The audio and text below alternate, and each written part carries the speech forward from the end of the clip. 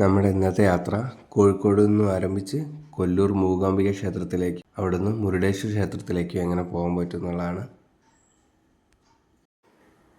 Kozhikode railway സ്റ്റേഷനിൽ എത്തിയിട്ടുണ്ട്. ഇവിടുന്ന് കച്ചിഗുഡ മുരുടേശ്വർ എക്സ്പ്രസ്സിലാണ് നമ്മളിന്ന് യാത്ര ചെയ്യുന്നത്. ഞങ്ങൾ പോകുന്ന ദിവസം ട്രെയിൻ 1 hour ലേറ്റ് ആയതുകൊണ്ടാണ് കാലിക്കറ്റിലേക്ക് എത്തിയിട്ടുള്ളത്. നമ്മൾ ട്രെയിൻ പ്ലാറ്റ്ഫോമിലേക്ക് വന്നുകൊണ്ടിരിക്കുന്നുണ്ട്.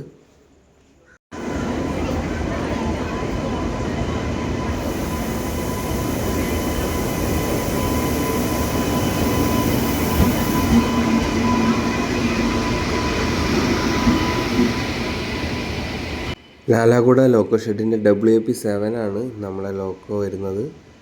നമ്മൾ 3rd AC യിലാണെന്ന് യാത്ര ചെയ്യുന്നത്. ഈ ട്രെയിനിൻ്റെ ടിക്കറ്റ് നിരക്കുകളൊക്കെ പറഞ്ഞുതരാം. സ്ലീപ്പറിന് വരുന്നത് 275 രൂപയാണ്, 3rd AC 720 രൂപ, 2nd AC 995 രൂപ, ഫസ്റ്റ് AC 1665 രൂപ. ഇങ്ങനെയാണ് ടിക്കറ്റ് നിരക്കുകൾ വരുന്നത്. ഞങ്ങളുടെ ബെഡ്ഷീറ്റും ബ്ലാങ്കറ്റും ഒക്കെ വന്നിട്ടുണ്ട്. 2 ലോവർ ബെർത്തും 1 മിഡിൽ ബെർത്തും 1 അപ്പർ ബെർത്തും ആയിട്ടാണ് ഞങ്ങൾക്ക് കിട്ടിയിട്ടുള്ളത്. ട്രെയിൻ ലേറ്റ് ആയത് കാരണം സമയം ഏകദേശം 2 മണിയോടുകൂടി ഞങ്ങൾ മൂകാംബിക റോഡ് ബൈന്ദൂർ സ്റ്റേഷനിൽ എത്തിയിട്ടുണ്ട്. ഒട്ടുമിക്ക ആളുകളും ഈ ട്രെയിനിലുള്ളവർ ഇവിടെ ഇറങ്ങാനുള്ളവരായിരുന്നു. ഇനി നമുക്ക് ഫസ്റ്റ് ഡേ തന്നെ മുരുടേശ്വറിലേക്ക് പോയിട്ട് അവിടുന്ന് മൂകാംബികയിലേക്ക് വരാനുള്ള രീതിയിൽ വേണമെങ്കിൽ അങ്ങനെയെങ്കിൽ നമുക്ക് പ്ലാൻ ചെയ്യാൻ പറ്റും. കാരണം ഈ ട്രെയിൻ നേരെ പോകുന്നത് മുരുടേശ്വർ വരെയാണ്. നമ്മുടെ പ്ലാൻ ഏതായാലും ആദ്യം മൂകാംബിക പോകുക എന്നുള്ളതാണ്.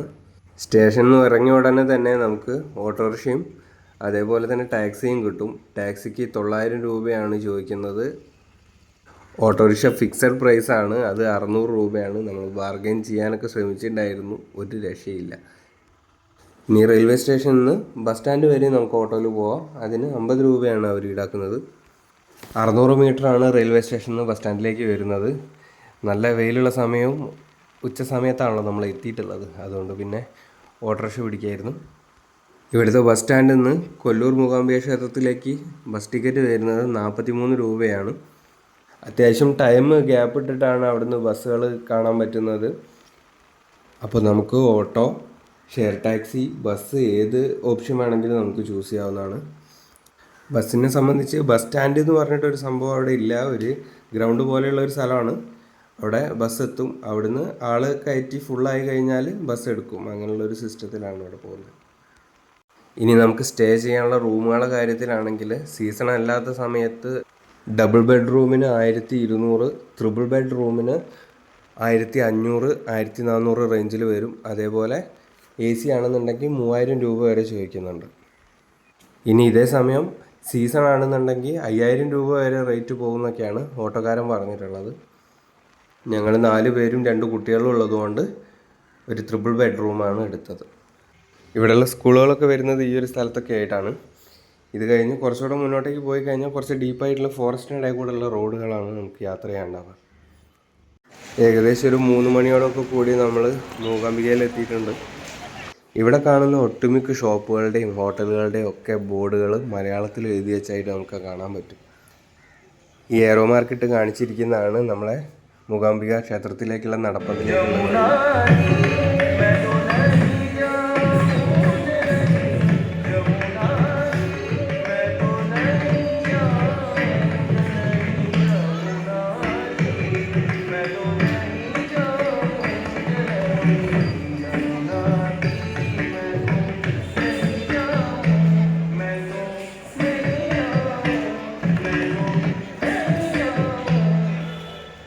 വൈകുന്നേരത്തെ ക്ഷേത്ര ദർശനം കഴിഞ്ഞപ്പോൾ സ്റ്റേജ് പ്രോഗ്രാം ഉണ്ടായിരുന്നു, ഇതേപോലെ ഡാൻസൊക്കെ ആയിട്ട്.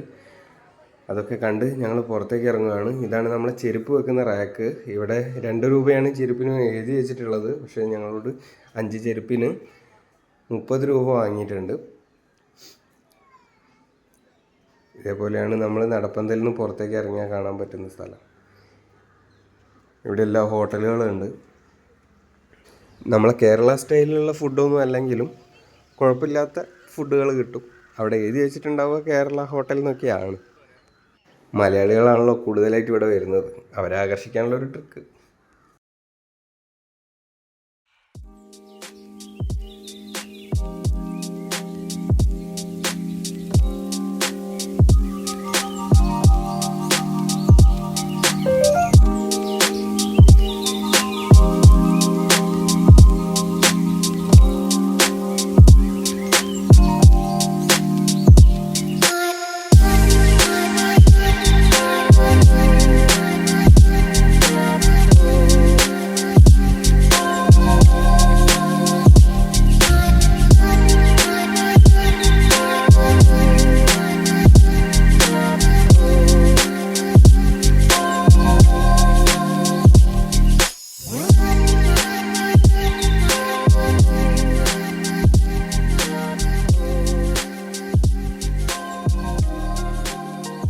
ഇനി നമ്മൾ റൂം വെക്കേറ്റ് ചെയ്ത് മുരുടേശ്വറിലേക്ക് പോവുകയാണ്. നമ്മളിവിടെ ഉള്ളൊരു വാസുവേട്ടനെ പരിചയപ്പെട്ട് ഓട്ടോറിക്ഷയ്ക്കൊക്കെ ഏൽപ്പിച്ചിട്ടുണ്ട്. കൃത്യം 7 മണിക്ക് പുള്ളി വരാമെന്ന് പറഞ്ഞു. ഞങ്ങളിത് 8:30 ആകുമ്പോഴത്തേക്ക് ഉള്ള ട്രെയിൻ പിടിക്കാൻ വേണ്ടിയിട്ട് റെയിൽവേ സ്റ്റേഷനിലേക്ക് എത്തിയിട്ടുണ്ട്. 8:30 ഒരു പാസഞ്ചർ ട്രെയിൻ ഉണ്ട് ഇവിടുന്ന് മുരുടേശ്വറിലേക്ക്. 10 രൂപയാണ് ഒരാൾക്ക് ടിക്കറ്റ് ഫെയർ വരുന്നത്. ഇതാണ് നമ്മളുടെ ട്രെയിൻ കാത്തിരിപ്പ് കേന്ദ്രം. ഇവിടെ നിറയെ പൊടിയാണ്. ഇതുപോലെ 1-2 ഷെഡുകളാണ് ഇവിടെയുള്ളത്. ഒന്നതാ കാണുന്നതും ഒന്നിതും. പിന്നെ ഷെഡില്ലാതെ അവിടെ ആയിട്ട് നമുക്ക് 1-2 ചെയറുകളും കാണാൻ പറ്റുന്നുണ്ട്. ഇവിടെ നിന്ന് നേരെ നോക്കിയാൽ അതാ ദൂരെ കാണുന്നതാണ് തുരങ്കം. ഈ തുരങ്കം കയറിയിട്ട് വേണം നമുക്ക് പോകാൻ വേണ്ടിയിട്ട്. ഇത് ഏകദേശം ഒരു 1.5 മിനിറ്റോളം എടുക്കുന്നുണ്ട് ഈ തുരങ്കം പാസ് ചെയ്യാൻ വേണ്ടി. നമുക്കിവിടെ പൊസിഷൻ 12ഉം 11ഉം ഒക്കെ കാണാൻ പറ്റുന്നുണ്ട്. നമ്മൾ 1-ൻ്റെ അടുത്തേക്കാണ് പോകുന്നത്. ആ ദൂരെ കാണുന്ന മഞ്ഞ ബോർഡിൻ്റെ അടുത്തെത്തണം. ഇതാണ് നമ്മുടെ പാസഞ്ചർ ട്രെയിനിൻ്റെ ടിക്കറ്റ്. 40 രൂപയാണ് 4 പേർക്ക് വന്നിട്ടുള്ളത്. നമ്മുടെ ഈ ട്രെയിൻ 8:30 സമയം പറയുന്നതെങ്കിലും ഇവിടെയുള്ള കടക്കാരൊക്കെ പറയുന്നത് കറക്റ്റ് ഒരു 9 മണിയായിട്ടേ എത്തുള്ളൂ എന്നുള്ളതാണ്. ആ ടൈമൊക്കെ ആകുമ്പോൾ തന്നെയാണ് ഏകദേശം ട്രെയിൻ എത്തിയിട്ടുള്ളത്. നമുക്ക് പോകാനുള്ള ട്രെയിൻ വരുന്നതിൻ്റെ തൊട്ട് മുന്നേ തന്നെ ഒരു എക്സ്പ്രസ് ട്രെയിൻ വരാനുണ്ട്. ആ ട്രെയിനിന് ടിക്കറ്റ് കൂടുതലായിരിക്കും. ആ ട്രെയിൻ പോയ ഉടനെ തന്നെ നമ്മളെ ഈ ട്രെയിൻ വരും.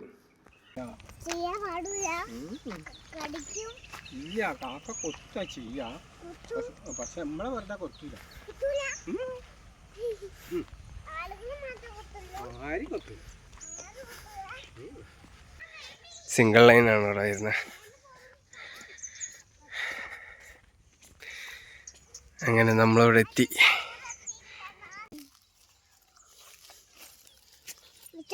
ഓ കൈ വിടി.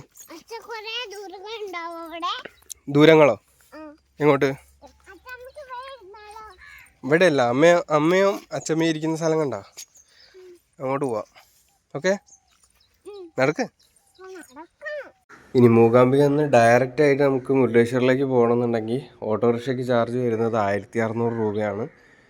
ഡയറക്റ്റ് ബസ് അവിടെ നിന്ന് അവൈലബിൾ അല്ല. പിന്നെ ടാക്സി ഉണ്ട്. ടാക്സിക്ക് 2000 സംതിങ് എങ്ങാനും റേറ്റ് പറഞ്ഞിട്ടുണ്ടായിരുന്നു. പിന്നെ കുടജാദ്രിയിലേക്ക് പോകാനായിട്ട് ഇവിടെ ജീപ്പുകൾ അവൈലബിൾ ആണ്. 8 പേര് മിനിമം ഉണ്ടെങ്കിലാണ് ജീപ്പ് എടുക്കുകയുള്ളൂ. 470 രൂപയാണ് total up and down charge വരുന്നത്. കുറച്ച് മുൻപേ ഒക്കെ ട്രെയിൻ ബുക്ക് ചെയ്യുകയാണെന്നുണ്ടെങ്കിൽ നിങ്ങൾക്ക് ഒരു 7 മണിക്ക് ബൈന്ദൂർ എത്തുന്ന രീതിക്കുള്ള ട്രെയിനുകൾ കിട്ടും. അങ്ങനെയാണെന്നുണ്ടെങ്കിൽ രാവിലെ തന്നെ ട്രക്ക് ചെയ്ത് പോകാൻ പറ്റും കുടജാദ്രിക്ക്. അതായിരിക്കും നല്ല ഓപ്ഷൻ. അതാകുമ്പോൾ അധികം വെയിലോ കാര്യങ്ങളൊന്നും ഇല്ലാതെ തന്നെ നമുക്ക് പോയി വരാൻ പറ്റും. ഇത് കണ്ടോ, ഇവിടെ എരിക്കിൻ്റെ ചെടി ഒരുപാടുണ്ടാവുന്ന സ്ഥലമാണ്. നമ്മൾ മൂകാംബികയിൽ നിന്ന് വരുന്ന തൊട്ട് റെയിൽവേ സ്റ്റേഷൻ്റെ ഏരിയയിലേക്കൊക്കെ ഒരുപാട് ഇതേപോലെ ചെടികൾ കാണാൻ പറ്റുന്നുണ്ട്. ഇവിടെ ഇത് കൂടുതലായിട്ട് കാണപ്പെടുന്ന സ്ഥലമാണെന്ന് തോന്നുന്നു. ഈ ഷെഡിനകത്ത് ഭയങ്കര വെയിലാട്ടോ. ഇതിനകത്ത് ഇരിക്കാൻ കഴിയില്ല. അതുകൊണ്ട് അതിൻ്റെ നിഴൽ കിട്ടുന്നൊരു മറവിൽ വന്ന് നിൽക്കുവാണ്. നമ്മളെ ട്രെയിൻ വരുന്നതിന് തൊട്ട് മുന്നിലുള്ള ട്രെയിൻ വന്നിട്ടുണ്ട്. ഈ ട്രെയിന് പോയി ഒരു 10-15 മിനിറ്റിനുള്ളിൽ തന്നെ നമ്മളെ ട്രെയിൻ വരും.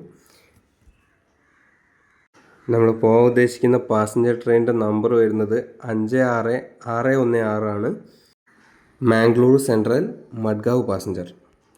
മാംഗ്ലൂരിൽ നിന്നും 5:25 സ്റ്റാർട്ട് ചെയ്ത് 8:30 ബൈന്ദൂരും 9:20 മുരുടേശ്വറിലും 1:30 ഉച്ചയ്ക്ക് 1:30 മഡ്ഗാവിലും എത്തുന്ന ട്രെയിനാണിത്.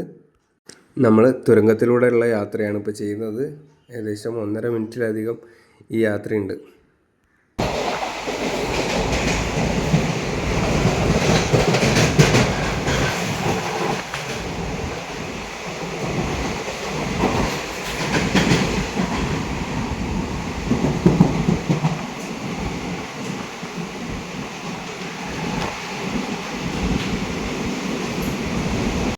ബൈന്ദൂരിൽ നിന്നും അരമണിക്കൂർ യാത്രയാണ് നമുക്ക് മുരുടേശ്വറിലേക്കുള്ളത്.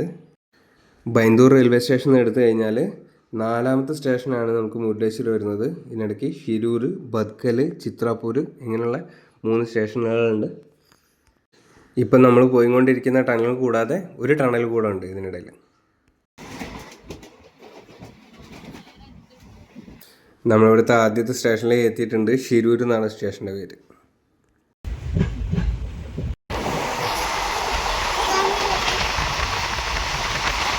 നമ്മളങ്ങനെ ബത്കൽ സ്റ്റേഷനിലേക്ക് എത്തിയിട്ടുണ്ട്. ഇവിടെ ട്രെയിന് കുറച്ച് സമയം പിടിച്ചിടുന്നുണ്ട്, എന്താണെന്നറിയില്ല. ആളുകളൊക്കെ ഇറങ്ങി ഫോട്ടോ എടുക്കുകയൊക്കെ ചെയ്യുകയാണ്.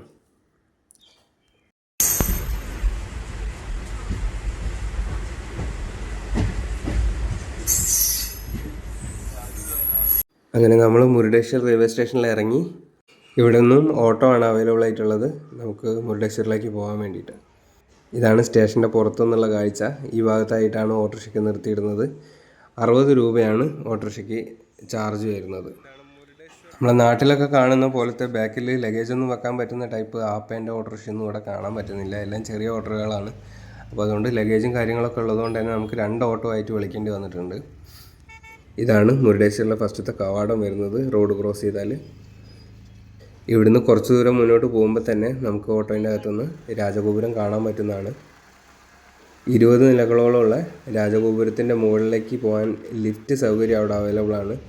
നമ്മൾ അമ്പലത്തിലേക്ക് പോകുന്ന സമയത്ത് അമ്പലത്തിൻ്റെ പുറത്ത് കാണുന്ന ക്യൂ ദർശനത്തിന് വേണ്ടിയുള്ള ക്യൂ ആണെന്ന് തെറ്റിദ്ധരിക്കേണ്ട. അത് ലിഫ്റ്റിൽ കയറാൻ വേണ്ടിയിട്ട് ആളുകൾ നിൽക്കുന്ന ക്യൂ ആയിരിക്കും.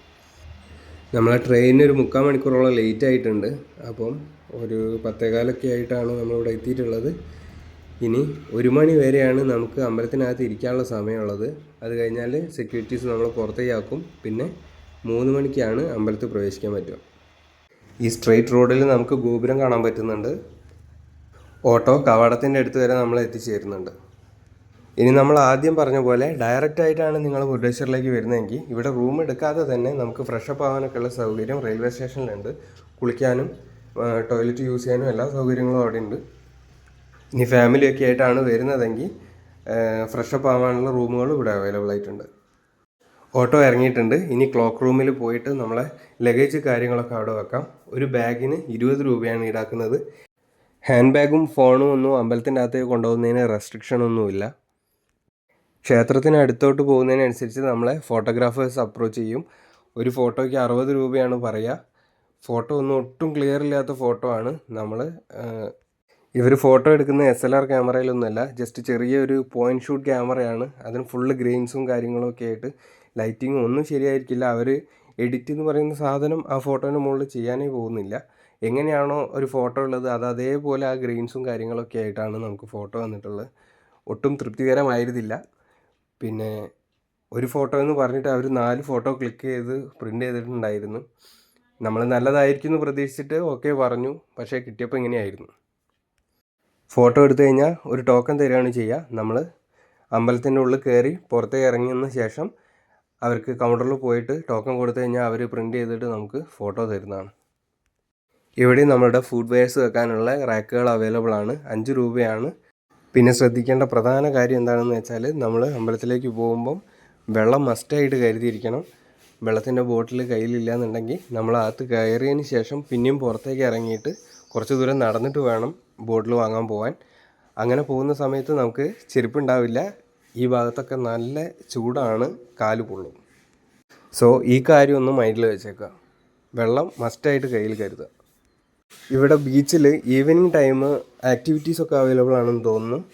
ഇപ്പോൾ എന്തായാലും നല്ല വെയിലാണ്. ബീച്ചിൻ്റെ ഭാഗത്തേക്ക് നമുക്ക് ചിന്തിക്കാൻ പോലും കഴിയില്ല. സോ ഇവിടുന്ന് പ്രാർത്ഥിച്ച് നമ്മൾ ഇറങ്ങി നേരെ ഫുഡ് കഴിച്ചിട്ട് റെയിൽവേ സ്റ്റേഷനിലേക്ക് പോവുകയാണ്.